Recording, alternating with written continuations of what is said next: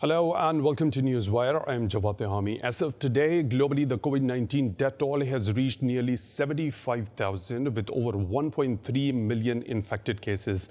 The pandemic has affected 191 countries around the world, with a surge in the cases in the Middle East and North Africa as well. There are over 1,300 cases with 67 deaths in countries including Syria, Libya, Iraq and Palestine, while no data is available about Yemen. This is a region which is already badly affected by conflicts, and people there face dire conditions. Now, a new sword is hanging on their head in form of COVID-19. How is this pandemic affecting the conflicts in these countries, and what is actually required at this crucial time to be done to lessen people's miseries? Already, the UN had urged for a universal ceasefire in order to combat the pandemic effectively.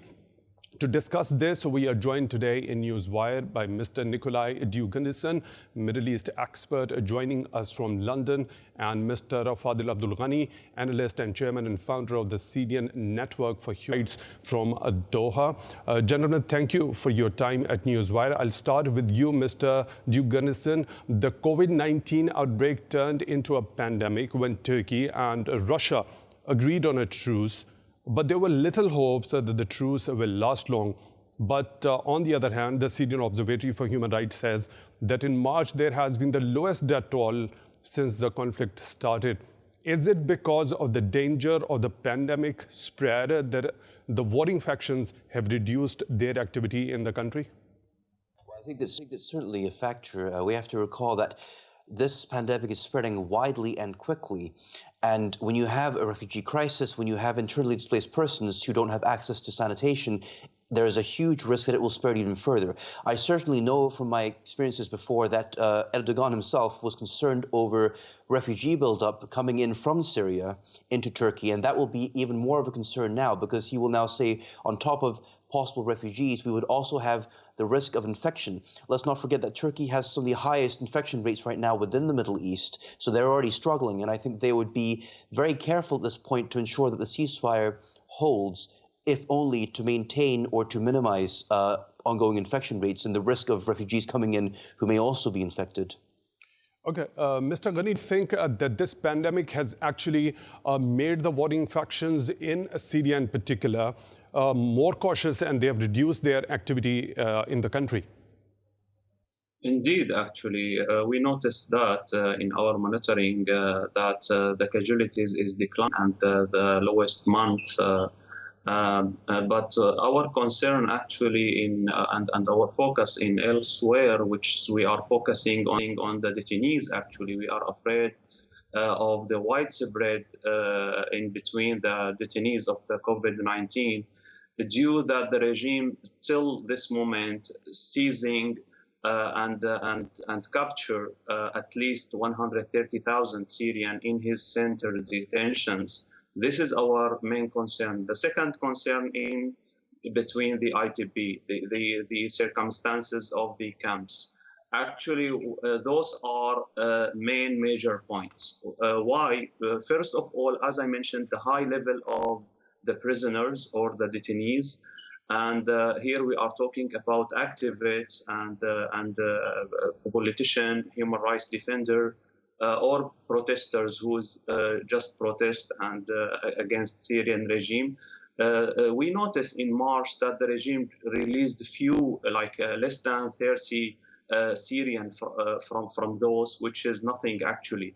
If the regime continue like we got to conclusion that the regime needs 325 years to release all of those detainees, unlike actually his partners, Iranian regime, which is also a theocratic dictatorship, but Iranian actually did well toward his population in this regard and released about 60,000 based on the BBC International.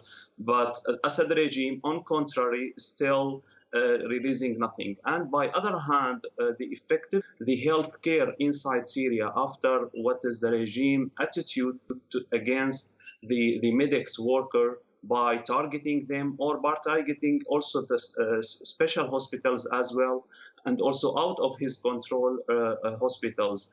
today or yesterday, the Board of Inquiry from the UN published their report about about targeting the medical facilities in northwest Syria, and they found out that those are almost the 7 medical facilities almost destroyed, and we know very well that the Russian and the regime is almost destroying the medical facilities in northwest Syria, which Mr. is Ghany, contained. you're of the view the regime and the Russian forces with them are actually already targeting the medical facilities in the country, and that is a big threat to the overall welfare of the people in the country. But in any sort of way, can this pandemic provide the Syrian regime of Bashar al-Assad an opportunity to understand the severity of the situation and take the control of more territories as other warring factions become cautious, and show the world that it has the efficiency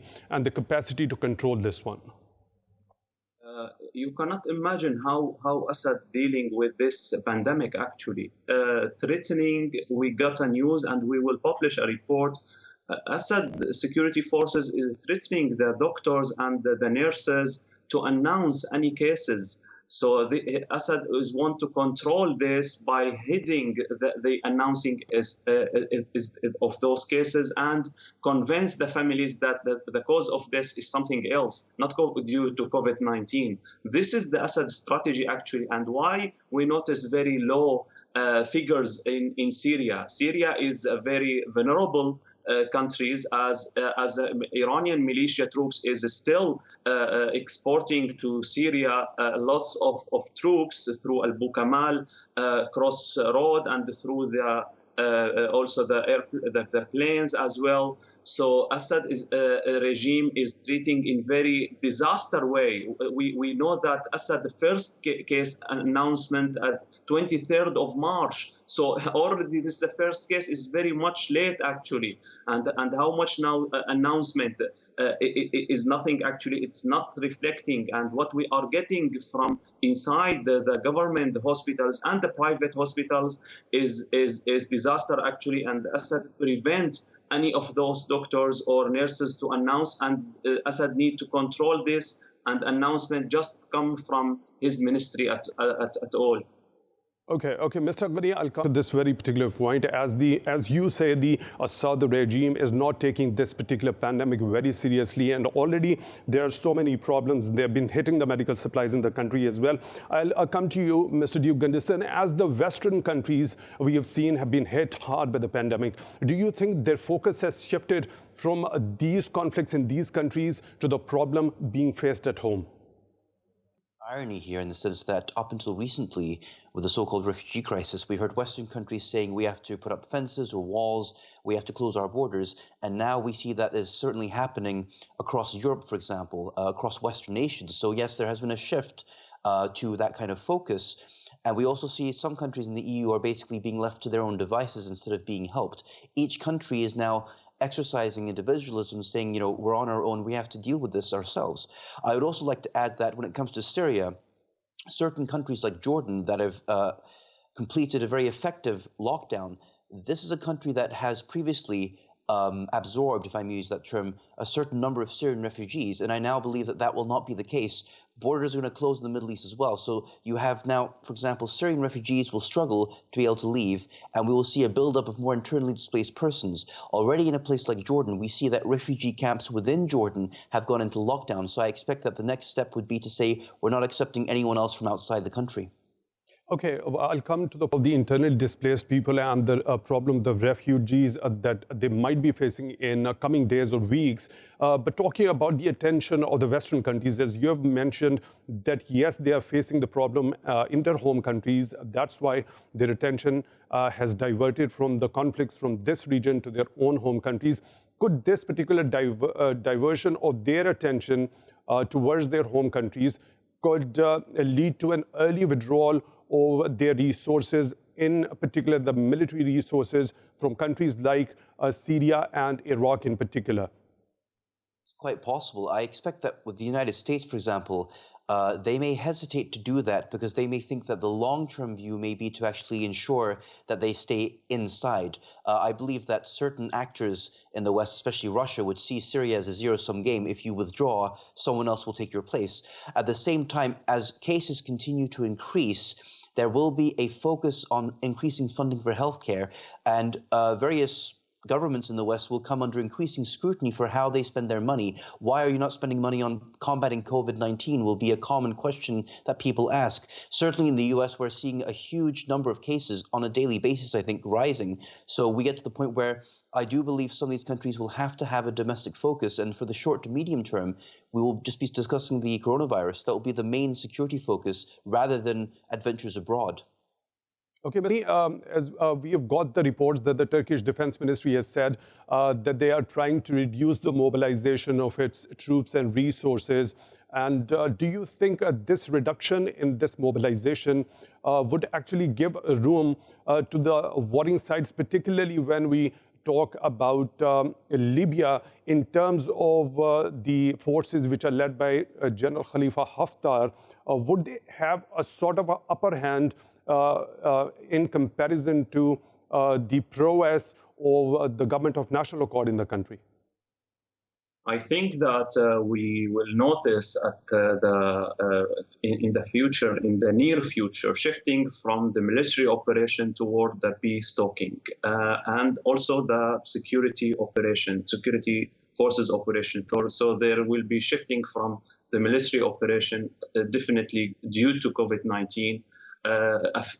Fears that it will spread in between both sides. Actually, it will affect Assad troops being affected, and there is like fear that it's due to the circumstances of Assad troops, lack of medical treatment and lack of cleaning.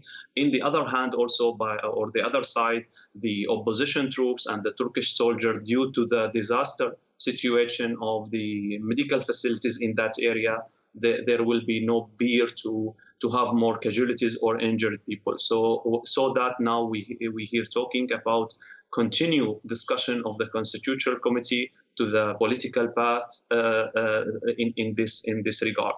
Our concern now in this moment that Assad and Iranian and the Russian is playing on long term, not on short term. What Assad did and what is still not noticed, Assad is shifting his troops from north to the south toward Daraa and Sweda to control those areas which are still limited out of his hand. So he is managing his power, and as I said, not only shifting toward political movement, but also toward to the security forces, which we are noticing increasing of detention. The previous months we recorded 74 cases of detention. In spite, the previous months in March, there is amnesty decree from Assad regime. In spite of this decree, we noticed that the continuity of the detention is still going.